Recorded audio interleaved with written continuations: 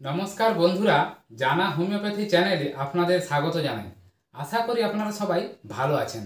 আজকে আমি একটি খুব গুরুত্বপূর্ণ টপিক নিয়ে আলোচনা করতে চলেছি।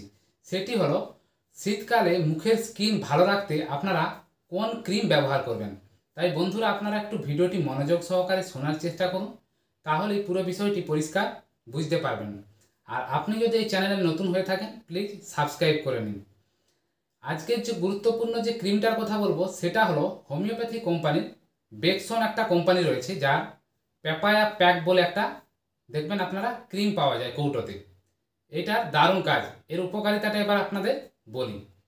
এই ক্রিমটা যদি আপনারা শীতকালে মাখেন, আপনার দেখবেন এই যে মুখে যেগুলো ভাঁজ পড়ে যাচ্ছে, অনেকের দেখবেন ত্বকে দেখবেন একটা ভাঁজ পড়ছে, ত্বক কুঁকড়ে যাচ্ছে, একটা লাইন মতো পড়ে যাচ্ছে, সেক্ষেত্রে এই ক্রিমটা মাখলে দারুণ রেজাল্ট পাবেন।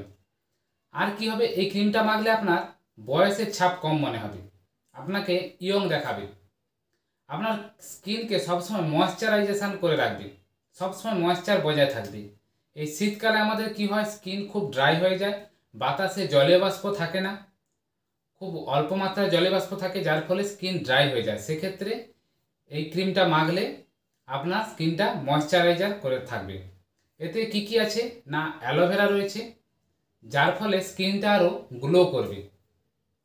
যাদের যাদের ব্রণের সমস্যা রয়েছে তাদের ক্ষেত্রেও এই ক্রিমটা খুব ভালো কাজ করবে, কারণ এতে আছে জোজোবা অয়েল, যেটা কি কাজ করে না, অ্যান্টিব্যাকটেরিয়াল প্রপার্টি রয়েছে, যা ব্যাকটেরিয়াগুলোকে মেরে দেয়।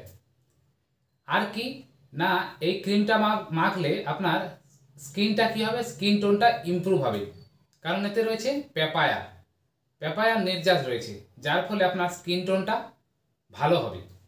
তাহলে বন্ধুরা, বুঝতে পারলেন এই হোমিওপ্যাথি এই ক্রিমটা মাখলে আপনার এই শীতকালে মুখের চেহারা খুব ভালো থাকবে। আপনারা তো বাজারে বিভিন্ন রকম ব্যবহার করেছেন, এই ক্রিমটা ব্যবহার করবেন, খুব ভালো রেজাল্ট পাবেন, কোনো রকম আপনার সাইড এফেক্টের ভয় থাকবে না। তাহলে আশা করি বন্ধুরা আপনারা ভিডিওটি বুঝতে পারলেন। যদি ভিডিওটি ভালো লেগে থাকে, প্লিজ লাইক করে দেবেন, বন্ধুদের মধ্যে আপনারা শেয়ার করে দেবেন।